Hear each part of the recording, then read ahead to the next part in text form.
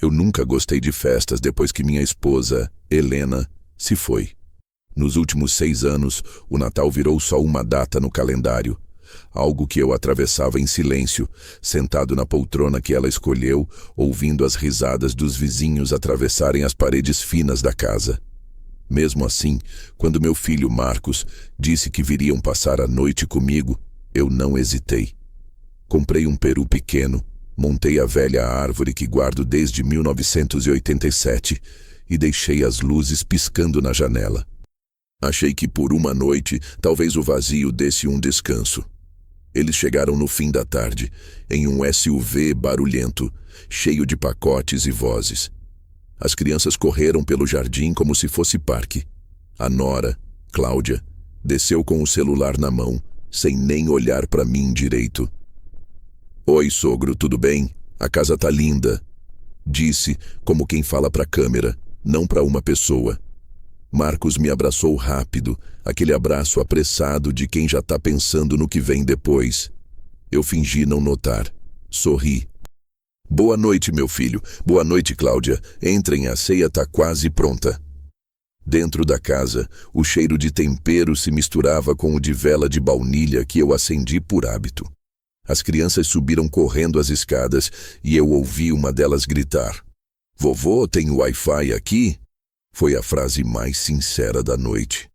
A mesa estava posta. Usei a toalha que Helena bordou, as taças que só tirávamos do armário em datas especiais. Enquanto eu servia, Cláudia tirava fotos de tudo. Marcos falava ao telefone, rindo de alguma piada de trabalho. Ninguém percebeu quando eu parei de falar. Foi ali que me dei conta. Eles não vieram passar o Natal comigo. Vieram usar o espaço. Ainda assim, me calei. Durante o jantar, Cláudia falou sobre um projeto incrível que ela e Marcos estavam envolvidos, algo sobre abrir um restaurante. Eu ouvi, não comentei. Quando tentei contar que o vizinho da frente, o seu Anselmo, tinha falecido, ninguém reagiu. As crianças gritavam, derrubavam refrigerante na toalha de Helena e Cláudia apenas revirava os olhos. "Deixa, sogro, criança é assim mesmo." A cada minuto aquela casa parecia menos minha. Quando a sobremesa terminou, Marcos se levantou, pegou o casaco e disse com naturalidade: "Pai, a gente vai dar uma saída rápida, tudo bem?" Eu ri, sem entender. "Agora?" Cláudia completou. "É rapidinho, só uma confraternização na casa de uns amigos. As crianças ficam aqui, né?" O garfo escorregou da minha mão. "Ficam aqui. Comigo?" Ela sorriu como quem propõe algo trivial. "Ah, sogro, é só hoje. Amanhã cedo a gente volta. As crianças adoram o senhor, vai ser divertido." 5 crianças. 5. Todas menores de 10 anos. Tentei achar humor naquilo, mas o riso não veio. "Cláudia, eu não tenho estrutura para cuidar de 5 crianças. Não é seguro", disse, tentando manter a calma. Ela se virou, já irritada. "É uma noite só, pelo amor de Deus. O senhor quer que a gente perca a ceia com nossos amigos por isso?" Marcos ficou em silêncio.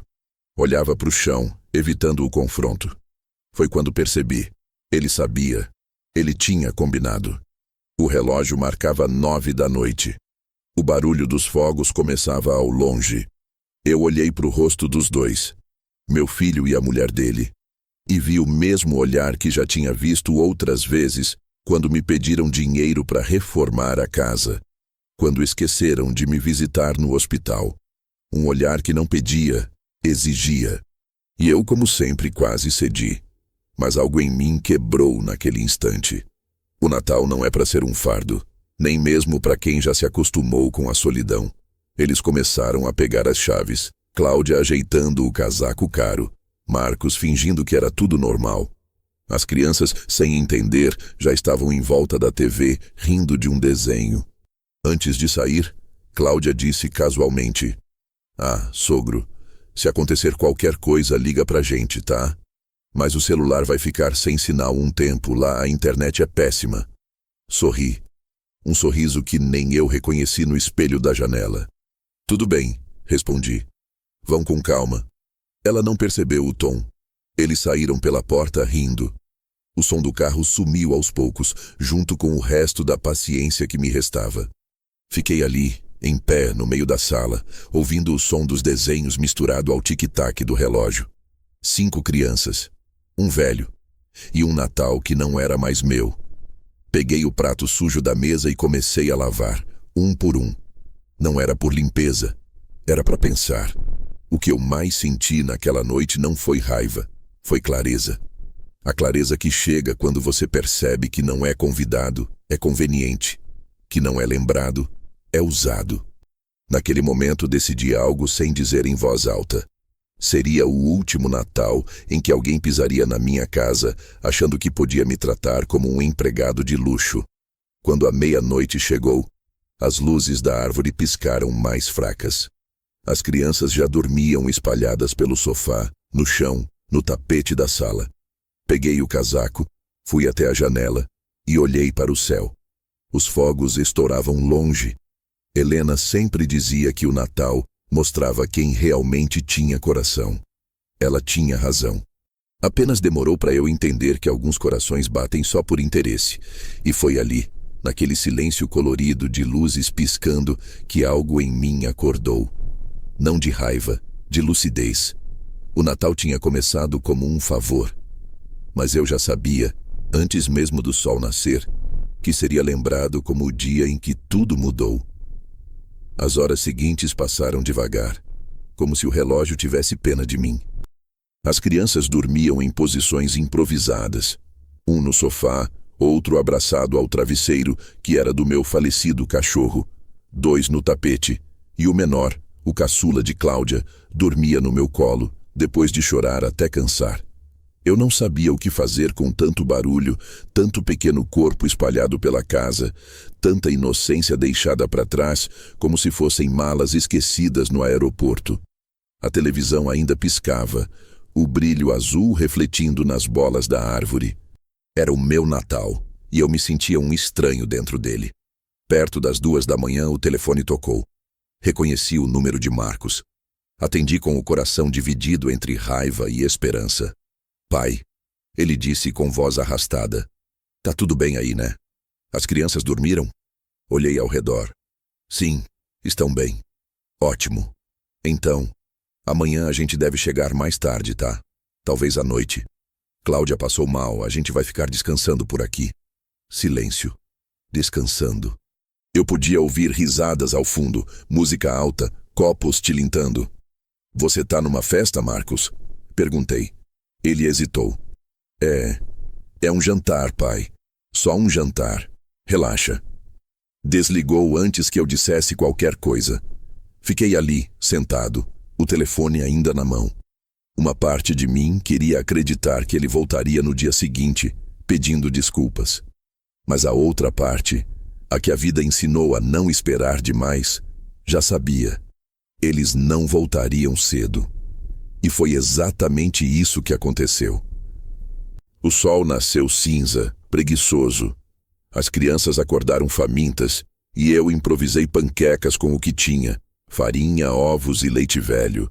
Riram, sujaram a cozinha, chamaram o dia de acampamento do vovô. E por um momento, confesso, senti algo que há muito tempo não sentia: pertencimento.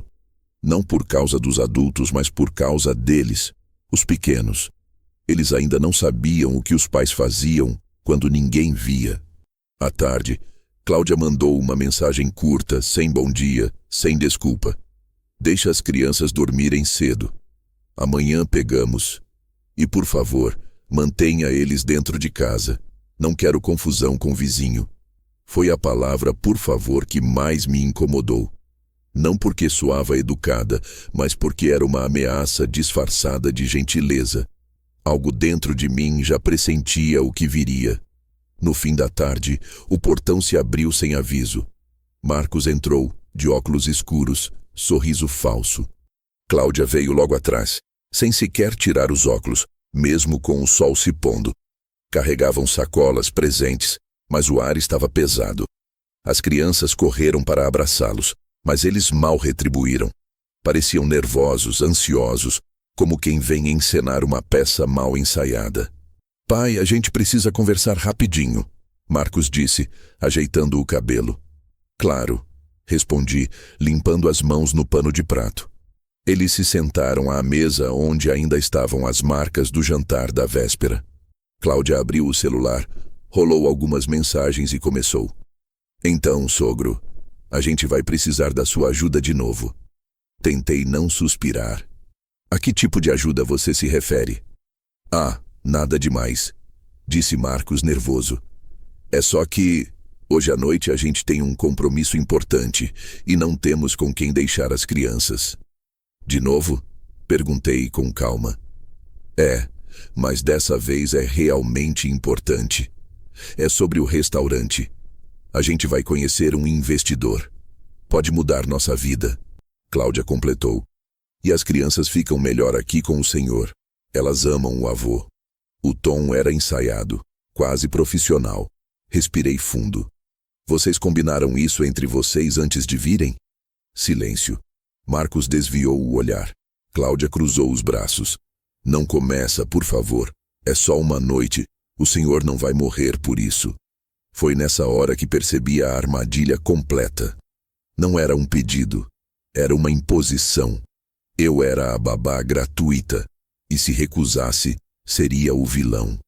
Levantei devagar, com a mesma calma de quem decide sair de uma tempestade. O jantar do investidor é hoje? Sim, respondeu Marcos, aliviado achando que eu estava cedendo. Então vão logo, que não se atrasem. Cláudia sorriu, aliviada, e foi abraçar uma das meninas. Mas antes de sair, se virou e soltou a frase que mudaria tudo. Ah, e só para deixar claro, sogro, se o senhor se recusar a cuidar deles, eu vou ter que chamar a polícia. Abandono de incapaz, sabe? Porque eles estão sob sua responsabilidade e eu não vou permitir que algo aconteça com meus filhos. Por um segundo, o ar pareceu sair da sala. Marcos nem reagiu. Apenas fingiu que não ouviu. Eu olhei para ela e vi que esperava me ver explodir, gritar, bater na mesa. Mas eu não dei esse gosto. Apenas sorri. Um sorriso leve, controlado, frio. Pode tentar, disse. Se conseguir.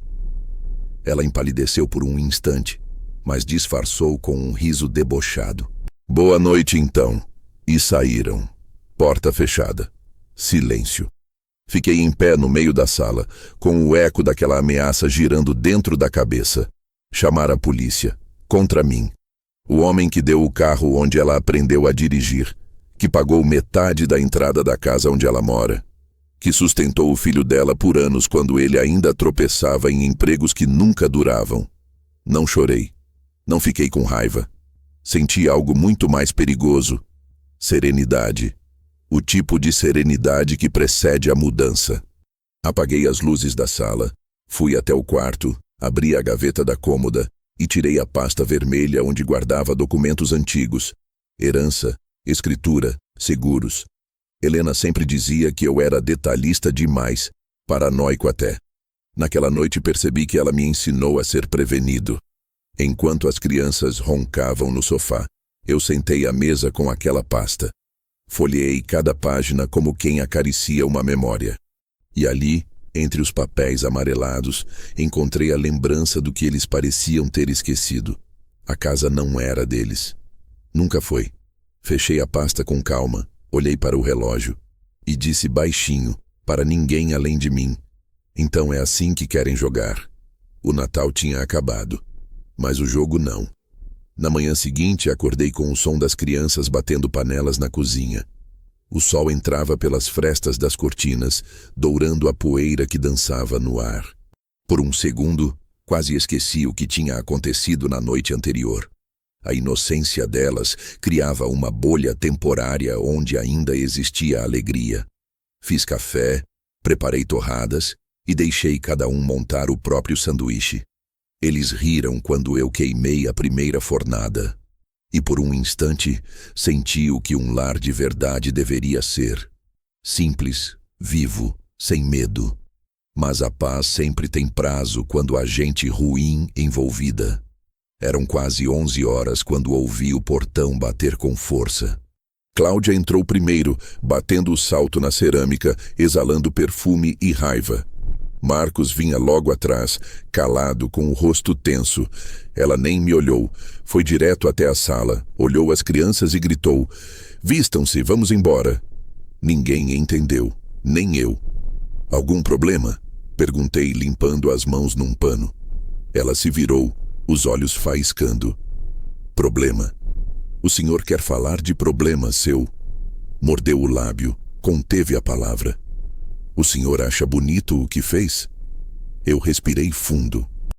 "Cuidar dos meus netos? Acho. Foi o que sempre fiz. Não bancar o santo agora, por favor. O senhor deixou as crianças sozinhas ontem, não deixou?" A pergunta caiu como um soco. "Como é que é?" Ela cruzou os braços, teatral. "A vizinha da frente disse que viu o senhor na janela da cozinha por volta das 9 e depois ninguém mais. As luzes apagadas, silêncio total. E as crianças estavam aqui. Isso é abandono." Marcos finalmente falou. "Pai, é sério isso?" "Marcos." Tentei começar, mas ela interrompeu. "Se eu quiser, em 5 minutos eu tenho uma viatura aqui. Eu grito que o senhor trancou as crianças e foi dormir bêbado. E eles levam o senhor algemado. Quer testar?" O mundo parou. Não pelas palavras, mas pela certeza de que ela acreditava nelas. Cláudia realmente achava que podia me destruir com uma frase. E talvez pudesse se eu reagisse.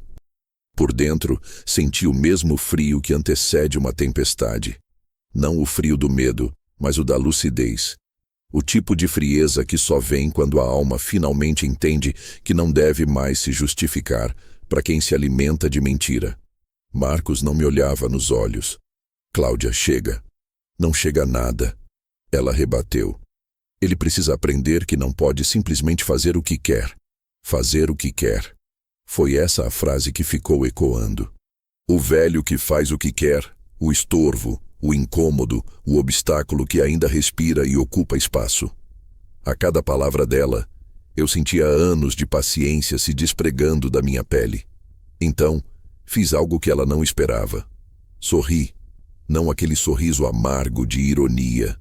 Um sorriso sereno, quase generoso.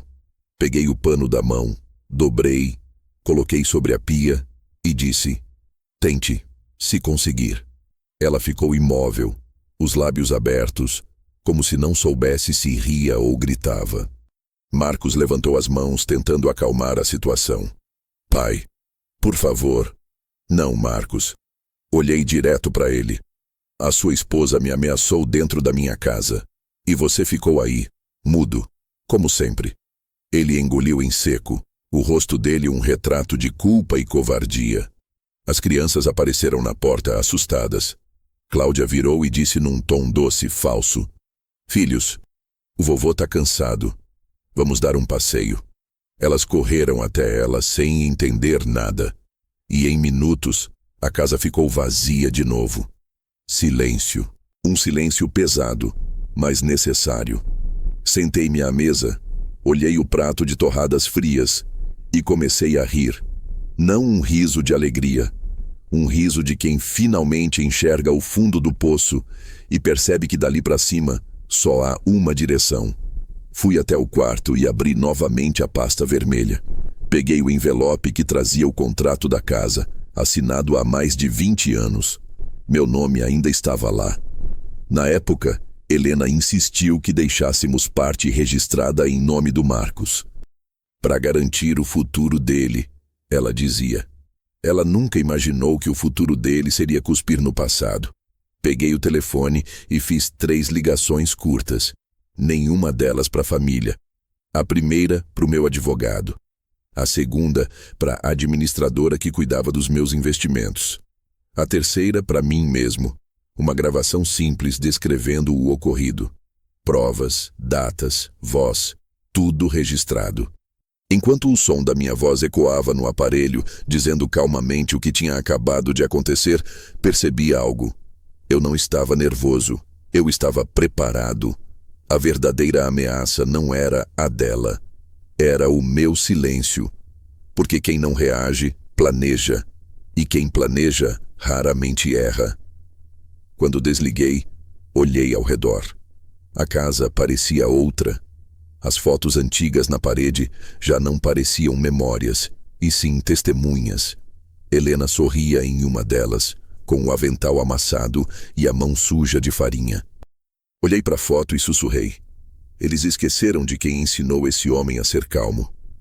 Saí para o quintal, o ar frio cortando o rosto. A vizinha, a mesma que Cláudia citou, me cumprimentou da varanda. "Tudo bem, seu Arthur?" perguntou. Sorri. "Tudo ótimo, dona Irene. Obrigado pela preocupação." Ela riu. "Ouvi a movimentação aí. Família é fogo, né?" "É, mas o fogo também serve para forjar ferro", respondi. Voltei para dentro. Peguei um caderno e escrevi na primeira página. "A partir de hoje, nenhuma ameaça vai me dobrar." E por mais que parecesse apenas uma frase num papel, eu sabia. Ali começava algo que eles jamais conseguiriam deter. Não era vingança ainda. Era só o primeiro passo da justiça que vem com o tempo. E com a frieza de quem aprendeu a ser subestimado por décadas. Naquela noite, dormi tranquilo. Não porque o medo passou, mas porque entendi que a guerra deles não era mais a minha. E que cada palavra dita naquela cozinha tinha selado um destino que, em breve, eles iam conhecer. E não seria o meu. Eles saíram achando que me haviam quebrado. Saíram leves, rindo, com o carro engatado e o som alto, como quem abandona uma sala de teatro onde a peça já foi paga. Mas o que eles não viram, e nunca viam, era que uma coisa que a vida me deu de graça foi a paciência. Eu sei esperar. Eu sei anotar. Eu sei observar até que a hora certa bata. Passei os dias seguintes fazendo minha rotina como sempre. Café às 7, jornal, caminhada curta no quarteirão e a mesma mesa com a toalha da Helena. Na frente dos netos, sou o vovô que sabe contar piadas velhas, o que empilha peças de Lego com mãos trêmulas, o que faz caretas e vira herói de aventura antes da soneca. Eles me deram isso de coração puro. Eu retribuí com histórias de quando eu e Helena compramos aquela casa, de quando o Marcos tinha as pernas cheias de ralados e chorava por causa de um carrinho. Não porque queria comover, porque precisava manter uma coisa intacta, a imagem. Eles precisavam acreditar no avô manso. Eles precisavam acreditar que eu nunca faria nada impensado. Essa imagem seria minha armadura. Mas fora da sala de brinquedos, minha ação era outra. Silêncio não é inação. Silêncio é planejamento que não se delata. Quem fala muito se explica demais. Quem age em silêncio, surpreende. Comecei com o trivial e preciso. Voltei ao meu caderno, o mesmo em que escrevi: "A partir de hoje, nenhuma ameaça vai me dobrar." A letra estava firme. Anotei tudo da ameaça. Data, hora, quem estava presente. Transformei sentimento em documento. As palavras que antes batiam como martelo no peito viraram registros. Liguei para o meu advogado de novo, desta vez com calma. Combinei uma visita no fim da semana. Não fui dramático. Não usei tom de vítima. Perguntei sobre revogação de procurações antigas, sobre como proteger contas conjuntas, sobre a melhor estrutura para garantir que a casa não fosse tratada como moeda de uso. O advogado falou em termos jurídicos, que soavam como mapas para mim. Trust, cláusula de incapacidade, condição suspensiva. Eu copiei tudo no caderno. Não assinei nada ali. Ainda não. Primeiro, entender. Depois, mover. Também passei pela agência bancária, onde abri minha primeira conta com o Jorge, um gerente que me conhecia desde que eu depositava o primeiro salário. Não fui com cara de patrão. Fui com cara de cliente cansado. Pedi extratos, confirmei beneficiários, assinei um formulário pequeno para receber alertas por e-mail. Pedi uma consulta para revisar fundos e confirmei quem teria acesso em caso de emergência. O Jorge me olhou com simpatia. Eu sorri e contei uma piada velha sobre juros. Ele riu e marcou a reunião. No caminho de volta, parei na igreja antiga da esquina. A senhora que entregava as hóstias me reconheceu, abraçou e disse: "Te cuida, querido." Achei que era só cortesia. Foi ela quem me indicou uma pessoa, uma assistente social do centro comunitário, para conversar sobre opções de moradia assistida caso eu precisasse no futuro. Não aceitei nada ainda, mas fiz uma listinha. Cada contato era um fio que eu puxava. À noite, quando a casa dormia, eu me fechava no meu escritório. Acendia a lâmpada pequena sobre a mesa e espalhava papéis como se fosse montar um quebra-cabeça antigo. Havia certidões, apólices, recibos de transferências que eu guardava como quem guarda troféus de uma vida inteira. Revi cada um. Cotei datas. Troquei senhas que ninguém devia saber, não para punir, mas para preservar. Senha do roteador mudou. E-mail secundário ativado. Bancos de senha atualizados num caderno trancado. No entanto, o movimento mais importante foi outro. Eu reforcei minha presença pública. Saí mais. Fui ao clube de veteranos, frequentei a biblioteca, comprei pão na padaria e sempre falava com alguém. Contei uma ou duas histórias curtas sobre os netos, sorri e deixei pistas de que eu não estava isolado. Os boatos que eles tentaram semear, o velho sumiu, ele tá mal, murcharam. Amigos antigos começaram a me ligar. Pessoas que já tinham dado um cafezinho e ouvido minhas reclamações agora me ofereciam ajuda. Uma vizinha trouxe um prato de alimento e disse: "Se precisar, chama." Cada ligação, cada visita era um pequeno reforço para o que eu sabia. A verdade circula, mesmo que alguém tente entupir as vias com mentiras. Enquanto isso, mantive minha calma com eles. Quando Marcos aparecia, eu ria das piadas dele. Quando Cláudia telefonava, eu respondia sem aspereza, como se nada doído tivesse acontecido. A calma me deu vantagem. Eles buscavam reações e não as encontravam. Sem reação, eles se desconcertavam. E o desconcerto revelou facas que eu ainda precisava guardar. Havia uma camada íntima ao meu silêncio. Eu queria que eles subestimassem meu movimento final. Só assim tudo cairia mais certinho. Se eu gritasse agora, se eu reclamasse, o pensamento que viria à cabeça de todo mundo seria: ele perdeu o controle. E quem perde o controle, perde as mãos sobre o tabuleiro. Eu não ia perder as mãos. Nos dias seguintes, continuei a colecionar microprovas. Mensagens de Cláudia que soavam cordiais, mas carregadas de exigência. A gravação do telefonema do Marcos às 2 da manhã. Um pedaço de papel com os horários dos saques que ele fez sem consultar. Tudo foi digitalizado, fotografado, copiado para 2 pendrives, um no cofre, outro numa caixa lacrada com testemunha. Dona Irene, que topou assinar como pessoa que guardaria algo se algo acontecesse. Não pedi favores. Propus cuidado mútuo. Ela aceitou. Enquanto isso, eu voltava a ser o velho que canta desafinado de manhã, que esquece as chaves e que dá abraços apertados demais. Por fora, nada mudava. Por dentro, eu me movia como um relojoeiro ajeitando as engrenagens. O silêncio deles era a trilha sonora que eu usava para trabalhar. Há uma força em não responder à provocação. Eles achavam que me reduziriam a um espelho quebrado. Só que um espelho quebrado reflete pedaços diferentes, e eu os estava juntando, sem alarde, sem cena. Eles não entenderam. Ainda não. E quando começassem a entender, já seria tarde demais para a maioria das desculpas fáceis. No fim da noite, eu colocava as mãos sobre a velha foto de Helena. Sussurrava poucas palavras, não por ódio, nem por alegria, por confirmação. "Estou pronto", dizia. E dormia, não em paz por vingança, mas em paz por trabalho bem feito. O silêncio que eles não entenderam era para mim a primeira peça movida no tabuleiro. E o próximo movimento, pensei, exigiria precisão cirúrgica. 3 dias se passaram até que a casa voltasse a ter barulho de crianças. Marcos apareceu com o mesmo sorriso cansado de sempre e um: "Pai, Será que o senhor pode ficar com eles de novo só hoje? Só hoje. 2 palavras pequenas, mas que sempre escondem um abismo.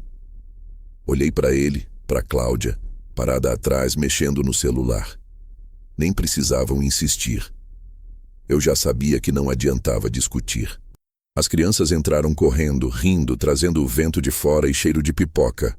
A mais velha me abraçou forte e disse: "Vovô, eu queria morar aqui."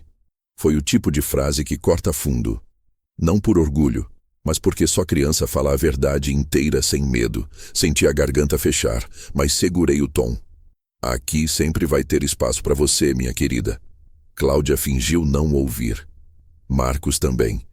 Eles saíram rápido, como quem tem vergonha da própria pressa. E então fiquei só. 5 crianças, uma casa e um velho que já não precisava fingir que não estava vendo o jogo. Comecei a rotina com naturalidade. Fiz chocolate quente, coloquei o filme antigo que a Helena adorava assistir nos natais. A felicidade não se compra. Eles se aninharam no sofá, cobertos por um edredom velho. O menor, de apenas 4 anos, cochilou no meu colo. E eu, olhando aquelas cabecinhas alinhadas, percebi algo que ninguém tinha me dito em voz alta. O caos deles era meu último espelho. Enquanto eles dormiam, levantei devagar e fui até o quarto de hóspedes, que antes era o quarto de costura da Helena. No fundo do armário ainda havia o cheiro de talco e tecido. Abaixei-me e tirei uma caixa de papelão que guardo desde o velório dela. Dentro estavam fotos, recibos e uma carta dela, nunca lida, endereçada a mim, lacrada. A letra era dela, firme e calma. "Arthur, se estiver lendo, é porque algo te pesou demais." Sentei-me na beira da cama e, pela primeira vez em anos, abri. As palavras eram simples, diretas. Falavam sobre perdão, sobre não deixar que o amor pelos outros me cegasse para o amor próprio. No final, uma frase que agora soava como aviso: "O que você construiu não é herança, é prova do homem que você é. Proteja o que te define." Fechei a carta e fiquei ali, em silêncio, com o barulho das crianças no fundo, rindo entre um cochilo e outro. Era Helena falando comigo de novo. E foi ali que decidi. Se o que eu construí era a prova, eu não deixaria ninguém falsificar essa assinatura. Voltei para a sala. Um dos meninos acordou, veio até mim e perguntou: "Vovô, por que papai nunca brinca com a gente aqui?" Pensei antes de responder. "Porque ele esqueceu o que é brincar, filho." Ele assentiu, satisfeito, como quem entende mais do que devia. Depois disso, o garoto pegou uma das minhas canetas e começou a desenhar no caderno onde, dias antes, eu tinha escrito: "Nenhuma ameaça vai me dobrar." Desenhou uma casa e uma árvore, e no meio, um homem sozinho. "Sou eu?" perguntei. "É, o vovô que protege todo mundo." Guardei aquele desenho. Ainda guardo. Quando a noite caiu, a casa parecia outra. Luzes fracas, cheiro de comida simples, risadas ecoando. Mas por baixo dessa superfície calma, havia uma verdade batendo devagar no peito. Eles não sabiam o que estavam prestes a perder. Não porque eu quisesse vingança, mas porque tudo o que a gente destrata acaba indo embora. Pessoas, oportunidades, até casas. Eu só ia deixar que o destino fizesse o serviço dele, mas com um pequeno empurrão de minha parte. Depois que as crianças dormiram, caminhei até a varanda e liguei o abajur do canto. O papel da carta da Helena ainda estava na minha mão. Peguei o telefone e liguei para o advogado. Era tarde, mas ele atendeu. "Arthur?" A voz dele soou surpresa. "Desculpe o horário, doutor, mas quero formalizar uma coisa. Preciso que o senhor venha amanhã. Assunto de propriedade." Silêncio breve do outro lado. "Tudo bem, às 9, estou aí." Desliguei. Olhei para o quintal, onde a árvore que Helena plantou balançava com o vento. Senti uma paz difícil de descrever. Aquela que só vem quando a gente para de pedir para ser tratado com respeito e simplesmente começa a exigir, mesmo que em silêncio. A madrugada foi longa. Entre cochilos e o barulho do vento, revisei mentalmente cada detalhe. A casa, a conta, o seguro. Pensei no que Marcos e Cláudia diriam quando percebessem que a babá gratuita sabia mais sobre direito de posse do que eles imaginavam. Mas não por arrogância. Era por justiça. Aqui a vida demora, mas sempre chega. O relógio marcava 3h25 quando ouvi o choro do menor. Fui até ele, ajeitei o cobertor e o garoto, ainda meio dormindo, sussurrou: "Você é o melhor vovô do mundo." Sorri. "Durma, campeão. Amanhã vai ser um dia importante." E foi mesmo, porque no dia seguinte, enquanto a casa ainda cheirava a chocolate e papel de presente, eu me preparei para o início do fim. Não do amor, mas da ilusão de que ainda devia algo àqueles que me viram como servo. Eu ainda seria pai, ainda seria avô, mas nunca mais seria o chão onde pisariam de salto. Naquele Natal, enquanto o mundo dormia e a ceia de ontem virava sobra fria, um velho tomou uma decisão que mudaria tudo. Não ia gritar, nem implorar, nem confrontar.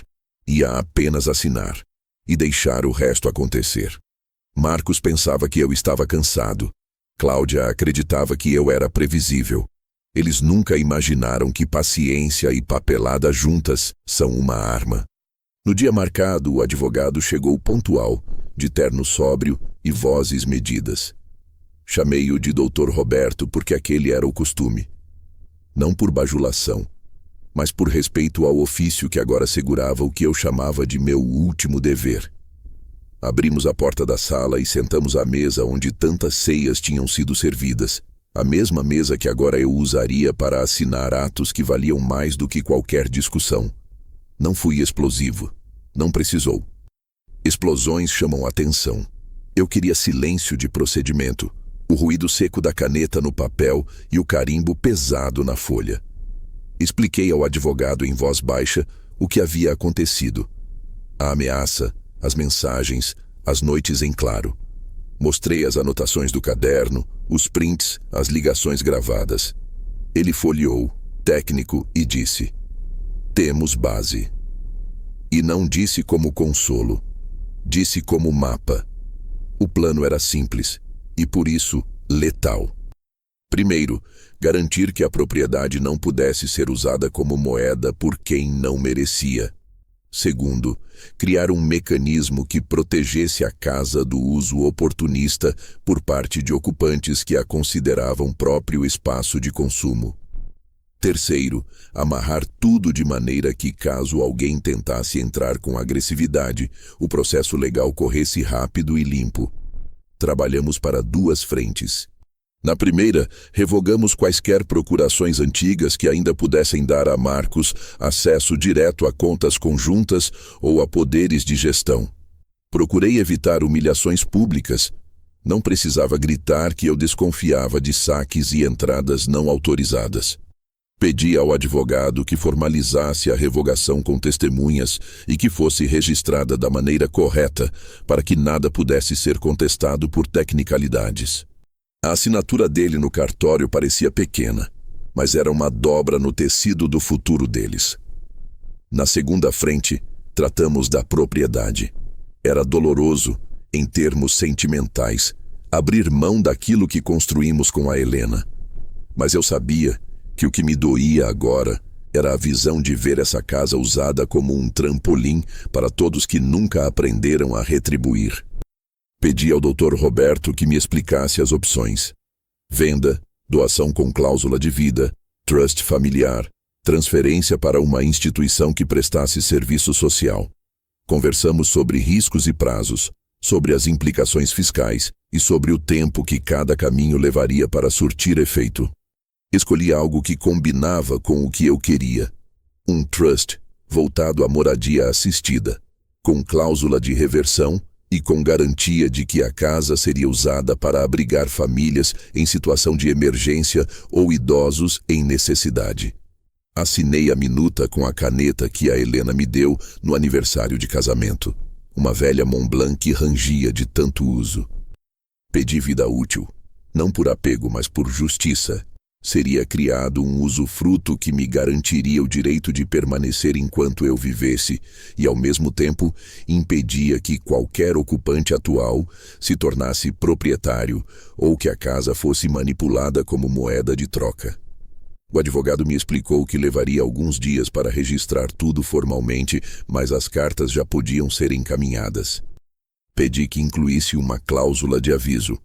Ocupantes seriam notificados da mudança de titularidade e teriam prazo legal para desocupar, sob pena de medidas administrativas.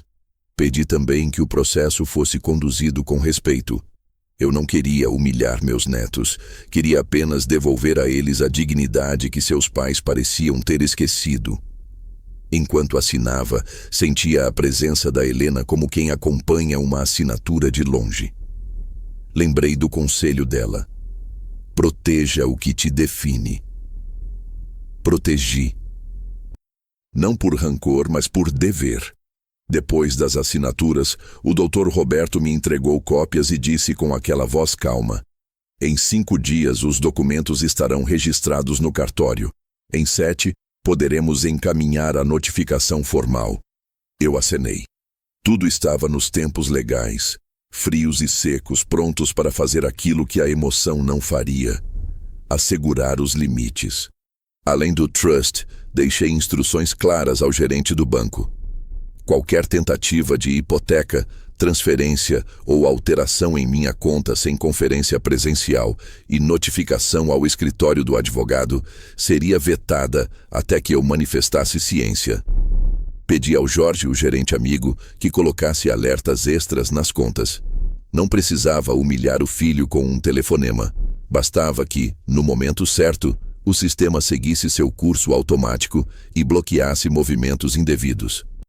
Sistemas não têm sentimentos. Me agradou essa ideia. Também coloquei em prática uma frente social. Conversei com a assistente social do centro comunitário. Expliquei o plano e pedi que, caso a casa passasse a abrigar idosos, eles fossem avisados e consultados. Queria que o destino da casa fosse útil, não apenas simbólico. Que fosse um lugar onde pessoas não tivessem de mendigar afeto ou justificativa para existir. Por fim, combinei algo que poderia parecer teatral, mas que era prático. Pedi à dona Irene que mantivesse consigo um envelope lacrado contendo cópias dos documentos. Sei que parece dramático, seu Arthur. Ela disse, mas eu guardo sacos de farinha desde a guerra, posso guardar um papel. Sorri. Ter uma testemunha civil, alguém do bairro que vivesse pequenos atos de bondade, seria útil caso meus laços familiares tentassem transformar o processo em espetáculo. Saí daquele dia sentindo o mesmo calor claro que tomava corpo nas manhãs quando o dia nasce. Não era vitória ainda. Era organização. E organização, quando feita com justiça, tem força. Voltei para casa e achei os brinquedos espalhados. Limpei a sala com cuidado, arrumei as almofadas e coloquei a carta da Helena debaixo do prato favorito. Queria sentir que cada gesto era um selo de coerência. Eles voltariam confiantes, achando que nada havia mudado. Iria deixá-los confiar. Confiança cega facilita as quedas, e quando a notificação chegasse, não haveria nada a pontuar. Só fatos. E fatos, quando bem alinhados, costumam ser inexoráveis. Na noite seguinte, deitei com a sensação curiosa de quem termina uma tarefa e, pela primeira vez em muito tempo, dorme sem esperar que a alma seja pisoteada. O plano silencioso entrou em curso.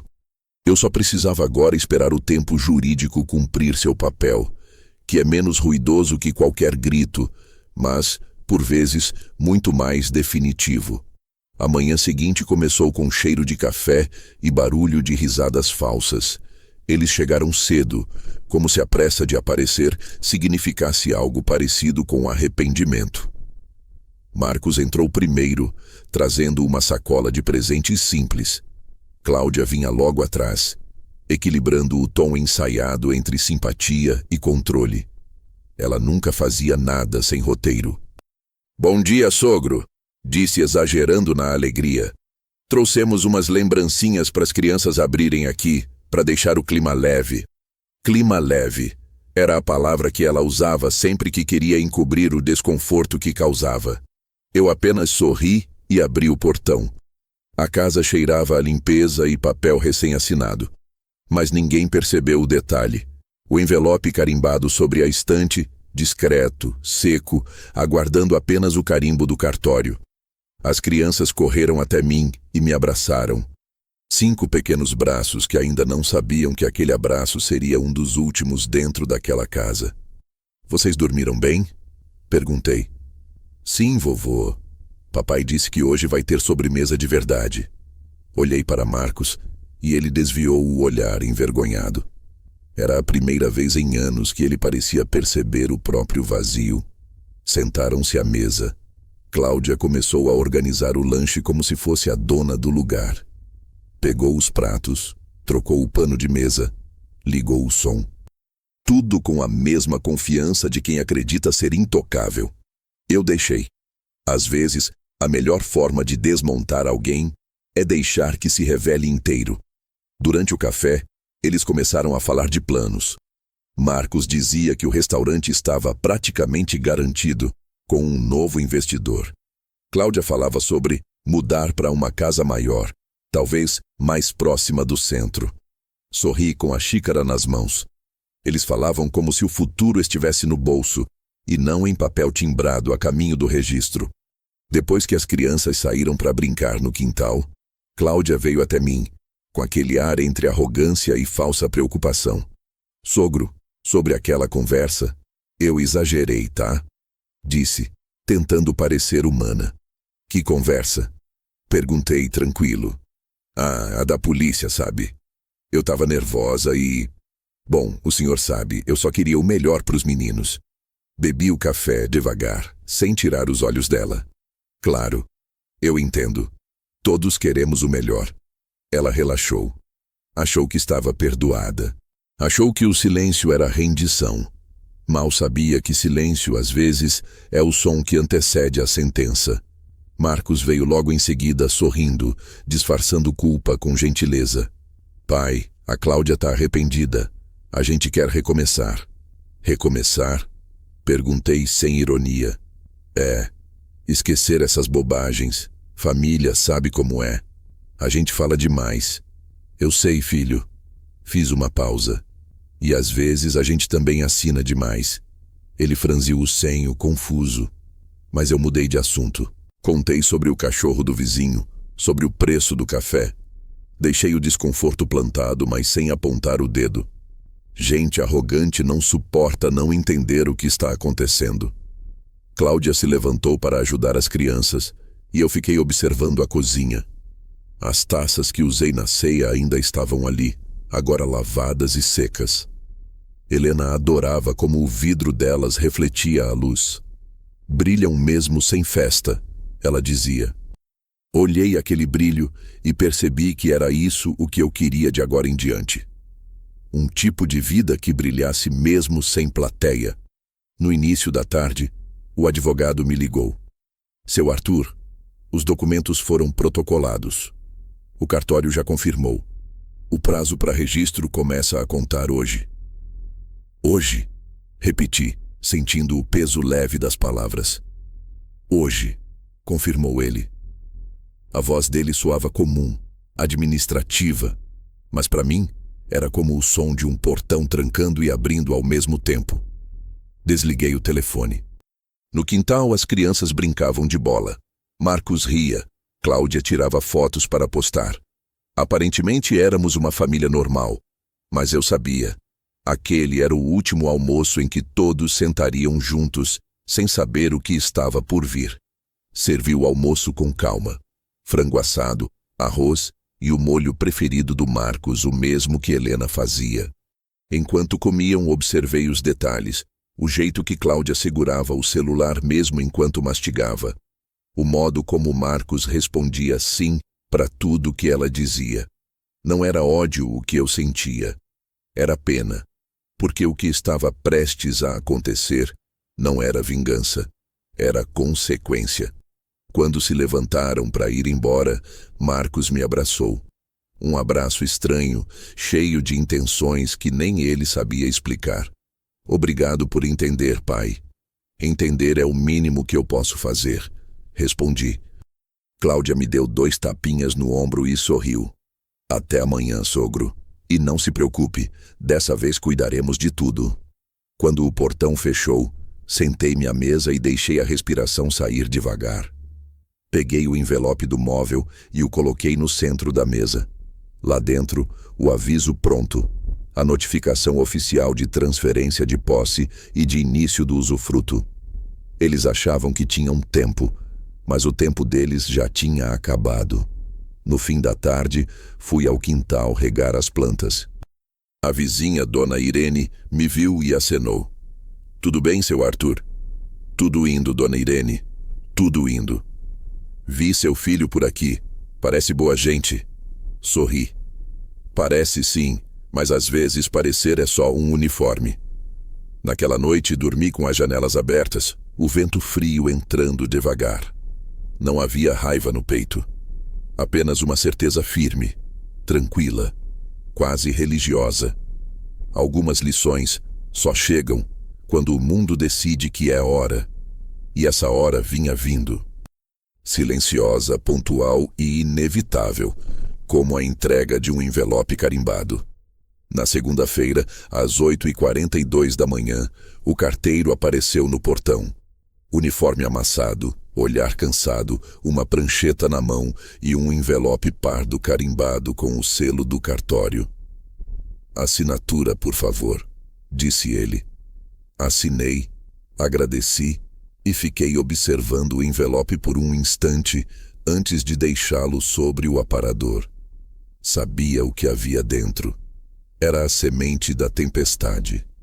O documento confirmava o registro do trust, o usufruto vitalício e o prazo legal de 30 dias para desocupação dos ocupantes não autorizados. Seco, formal. Nada de drama. A lei não grita, ela notifica. Naquela manhã, tomei café devagar, como quem aprecia o som do tempo se ajeitando. O telefone tocou 1 hora depois. Dr. Roberto. Seu Arthur, o cartório confirmou a entrega das cópias às partes envolvidas. A notificação será recebida em até 48 horas. Ótimo, respondi. Deixe o tempo fazer o resto. 2 dias depois, às 11h30 da manhã, o primeiro estouro veio. Marcos, 3 chamadas perdidas. Depois uma mensagem curta, nervosa, com erros de digitação. Pai, o que é isso? O advogado da mãe disse que chegou um documento dizendo que a casa foi transferida. Demorei 5 minutos para responder. Tudo está em ordem. Fale com seu advogado. Nada mais. Silêncio do outro lado. Mas o silêncio, como sempre, fala alto para quem tem culpa. À tarde, Cláudia apareceu no portão sem maquiagem, o cabelo preso às pressas e a expressão de quem não estava acostumada a perder. Seu Arthur, o senhor tem 1 minuto? Disse, tentando conter o tom. Tenho sim, respondi, abrindo o portão. Ela entrou, olhou em volta e percebeu o vazio que agora dominava a sala. Sem fotos, sem lembranças. Eu havia guardado tudo 2 dias antes, como quem empacota o passado. Ela ergueu o papel na mão. Isso é algum tipo de piada? Não costumo brincar com documento público. O olhar dela vacilou. Mas o senhor não pode fazer isso. Essa casa é da família. É sim, e foi exatamente por isso que eu decidi protegê-la. Marcos chegou pouco depois, ofegante, com o rosto vermelho de raiva. Pai, o senhor enlouqueceu? Está querendo o quê? Me deixar na rua? Não, filho. Estou te devolvendo ao mundo. Ele é grande, vai te caber melhor. Ele jogou o papel na mesa. Isso aqui é ilegal. Sorri, calmo. Foi o mesmo advogado que te ajudou a pedir aquele empréstimo em meu nome quem te disse isso? O silêncio que se seguiu foi o primeiro sinal de que a ficha começava a cair. Marcos olhou para Cláudia e ela olhou de volta nervosa, sem palavras. Pela primeira vez os dois estavam no mesmo nível. o da incerteza. Expliquei sem elevar a voz, ponto por ponto, como quem dá uma aula paciente.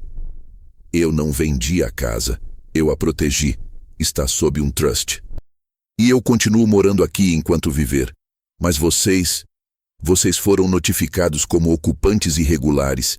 Têm 30 dias para saírem, sem constrangimentos, sem polícia, sem escândalo. Basta respeitar o prazo. Cláudia empalideceu. Marcos tentou reagir, mas a voz falhou. Pai, a gente não tem para onde ir. Eu sei, disse, mas isso nunca os impediu de me deixar sozinho. Ela tentou apelar para o sentimental. O senhor vai separar as crianças do avô? Elas amam o senhor. E vão continuar amando, só que agora à distância. Amor não é casa, Cláudia, é conduta. O golpe final foi o som da própria caneta batendo contra o vidro da mesa. Um som seco, definitivo. 30 dias, repeti. E por favor não testem a paciência da lei. Ela é muito mais fria que eu. Eles saíram sem se despedir. Mas o caos, quando começa, não sai pela mesma porta por onde entrou. Naquela tarde o telefone não parou. Parentes, vizinhos, gente que eu não via há anos. Todos preocupados, todos querendo entender. O rumor já tinha vazado, e como todo rumor, vinha distorcido. Arthur expulsou o próprio filho. Cláudia está arrasada, as crianças chorando. Tudo por causa de um mal-entendido. Sorri. O mal-entendido deles era, na verdade, o entendimento exato da minha decisão. No fim do dia, a vizinha, Dona Irene, veio deixar um prato de bolo.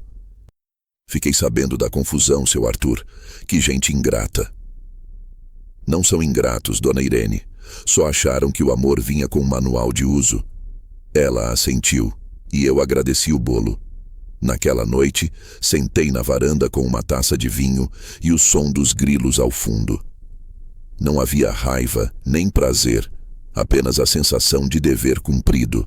As janelas da casa deles, a que ainda insistiam em chamar de deles, estavam apagadas. De longe parecia abandonada. Talvez já estivesse, de fato. Peguei o caderno e escrevi. Dia 1, notificação entregue, reações previstas, nenhuma surpresa. Guardei a caneta e fechei os olhos. O vento soprava leve. Helena, em algum lugar, devia estar sorrindo. Não por vingança. Ela nunca gostou dessa palavra, mas por justiça. E justiça, quando chega devagar, sempre tem gosto de paz. O relógio marcou meia-noite. O Natal tinha acabado há uma semana. Mas, pela primeira vez em muito tempo, eu dormi com a sensação de que algo dentro de mim, e dentro daquela casa, finalmente tinha voltado para o lugar. O barulho começou 4 dias depois da notificação. Não era o som de portas batendo ou de vozes em casa, era o ruído moderno da vergonha digital. Mensagens, prints, stories, postagens passivo-agressivas. O tipo de espetáculo que as pessoas montam quando perdem o controle da própria narrativa. Na manhã de quarta-feira, acordei com o telefone vibrando sem parar. 3 ligações da minha irmã, uma mensagem de um primo distante e um áudio de um amigo do clube. Todos diziam a mesma coisa. Arthur, seu filho está falando de você na internet. Abri o celular.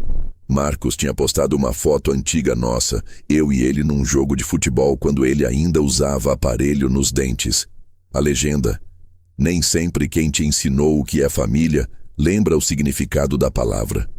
Sem nomes, sem contexto. Mas o público ama preencher lacunas. Em minutos o post estava cheio de comentários. Que absurdo! Como alguém pode fazer isso com o próprio filho? Fica firme, Marcos. Força para vocês. Cláudia, claro, não ficou atrás. Postou um vídeo chorando, maquiagem borrada, dizendo: a vida tem sido dura com a gente. Às vezes a maldade vem de onde menos se espera. No fundo, dava para ouvir a voz de uma das crianças dizendo: mamãe, não chora. Corte perfeito. Ela sabia fazer drama como quem respira. Assisti ao vídeo uma vez. Depois desliguei o celular. O barulho deles não me atingia mais, porque o que eles esqueciam é que a mentira tem prazo, e o prazo já estava vencendo.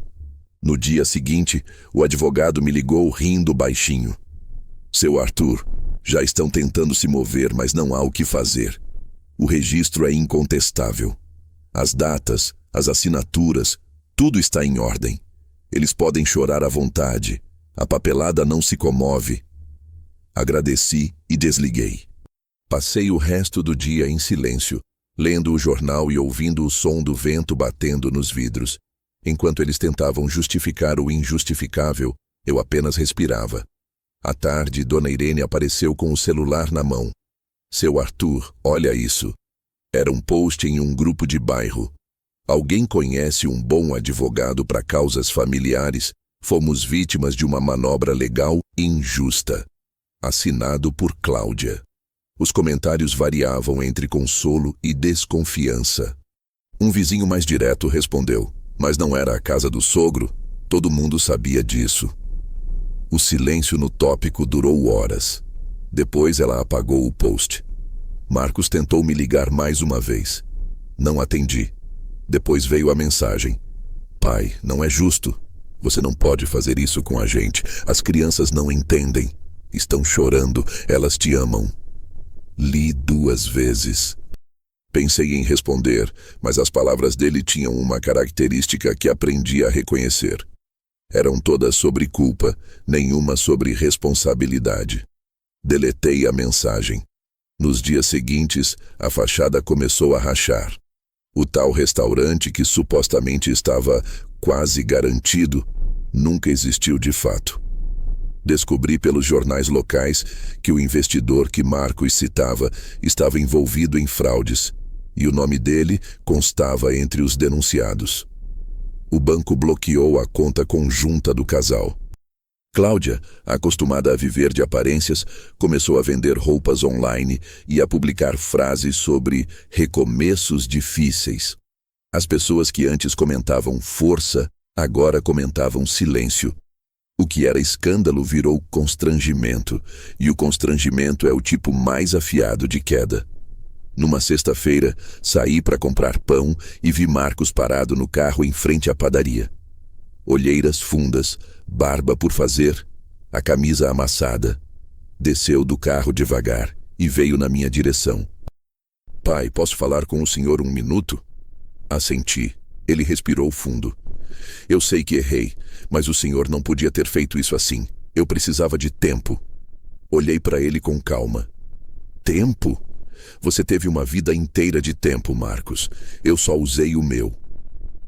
Ele tentou argumentar, mas as palavras não vinham. Eu vou resolver isso, disse por fim, como quem tenta salvar a própria dignidade. Não duvido, filho. Só espero que, dessa vez, seja sem usar o nome de outra pessoa. Ele ficou me olhando, os olhos marejados. Por um instante, vi o menino que ele foi. Aquele que chorava quando se machucava jogando bola, aquele que dizia, pai, me espera, correndo no quintal. Mas logo o rosto adulto voltou, endurecido pelo orgulho. Virou as costas e foi embora sem se despedir. O som do carro se afastando foi mais leve do que eu imaginava. No domingo, recebi uma ligação do advogado. O prazo deles termina em 15 dias. Já começaram a procurar outro imóvel. Parece que vão sair por vontade própria, sem processo. Assenti. Como deve ser? Respondi. Naquela noite sentei na varanda com o caderno no colo. Escrevi. A casa está em silêncio. Eles não. Mas o silêncio sempre vence quem não sabe ouvir. As luzes do bairro piscavam ao longe. O vento soprava frio. E por um momento percebi o que Helena queria dizer quando falava que a justiça de Deus é lenta, mas perfeita. Eu não tinha levantado a voz, nem ameaçado ninguém. Tudo o que fiz foi assinar, esperar e assistir. E agora, o castelo que construíram com ego e descuido estava ruindo. Não por minhas mãos, mas pelo peso das próprias mentiras. A queda, afinal, não vem de quem empurra. Vem de quem se apoia demais em algo que nunca foi seu. Um ano passou desde aquela manhã em que o carteiro bateu no portão. Um ano inteiro de silêncio limpo, do tipo que não dói. O silêncio que vem depois da tempestade e deixa tudo mais nítido. A casa, agora, não era mais cenário de brigas nem depósito de falsos gestos de amor. Era abrigo. 3 famílias passaram por ali nesse tempo. Uma mãe com 2 filhos fugindo de um marido violento, um senhor viúvo que perdeu a casa em um incêndio e uma mulher idosa que veio de outro estado para tentar recomeçar. Cada um deles trouxe um pedaço novo de vida para dentro das paredes que antes só conheciam ingratidão. O riso das crianças deles preencheu os cantos onde antes só ecoavam discussões. A casa, enfim, servia ao propósito que Helena teria aprovado: ser um lugar de recomeço. Eu não pedi nada em troca. Não precisava. O simples som da gratidão genuína, aquele obrigado sussurrado de quem realmente sente, valia mais do que qualquer presente embrulhado em papel caro. As pessoas que moravam ali me chamavam de seu Arthur com carinho, e não por obrigação. Era o tipo de respeito que não se compra nem se impõe. Vivo agora em uma casinha menor, perto do mar. Comprei com parte do dinheiro que estava parado em investimentos que ninguém lembrava mais. O condomínio é simples, de vizinhos que varrem a calçada e trocam frutas da feira. De manhã, o som das ondas entra pela janela. De tarde, o sol se põe num ângulo que faz a sala parecer maior. Aqui, cada minuto vale. Às vezes, no rádio da cozinha, tocam músicas de Natal. Elas ainda me lembram da Helena, e ainda doem um pouco, mas de um jeito bom, como um corte que cicatrizou direito. Comprei uma árvore pequena, só com 3 enfeites, um sino antigo dela, uma estrela de metal que encontrei no porão da casa velha, e o desenho que meu neto fez naquele Natal do caos, o do vovô que protege todo mundo. Guardei o papel durante o ano todo. Coloquei no topo da árvore, preso com um prendedor de roupa. Não existe estrela mais verdadeira do que essa. Na semana passada, recebi um envelope sem remetente. Dentro, uma foto. Marcos, Cláudia e as crianças, em frente a uma casa simples, num bairro de aluguel. Atrás da foto, poucas palavras escritas à mão. Estamos recomeçando. As crianças perguntam do Senhor. Espero que esteja bem. Assinatura trêmula, quase apagada. Marcos. Olhei a foto por um longo tempo. Não havia ódio, não havia triunfo. Havia apenas uma compreensão tranquila. Eles finalmente entenderam o que eu tentei ensinar. Que o amor, quando vira costume, apodrece. E que o respeito, quando é perdido, custa caro para ser reconquistado. Dobrei a foto com cuidado e a coloquei dentro da mesma caixa onde guardo a carta da Helena. Fechei, sem lágrimas. Alguns capítulos só terminam quando a gente decide não continuar lendo. Na noite de Natal, preparei um jantar simples: peixe, arroz, salada e uma taça de vinho barato. Sentei na varanda, o mar ao fundo, o vento frio no rosto. O celular vibrou. Mensagem da dona Irene. Feliz Natal, seu Arthur. O senhor merece paz. Sorri. Respondi apenas: paz é tudo que eu precisava. Olhei o céu. As luzes das casas piscavam ao longe. Em uma delas, talvez, as crianças que um dia deixaram brinquedos espalhados no meu chão estivessem abrindo presentes, rindo, crescendo. Eu torci para que sim, porque vingança envelhece, mas lição, quando dada com silêncio, dura para sempre. Antes de dormir, escrevi no caderno uma última frase. Hoje eu entendi que não perdi uma família, eu recuperei a mim mesmo. Fechei o caderno, apaguei as luzes e fiquei ouvindo o som das ondas. Não havia mais ruído, nem vozes, nem discussões. Só paz. E no canto da sala, a pequena árvore piscando devagar. O mesmo tipo de brilho que Helena via e dizia: brilham mesmo sem festa. Ela estava certa. E eu finalmente também estava em paz.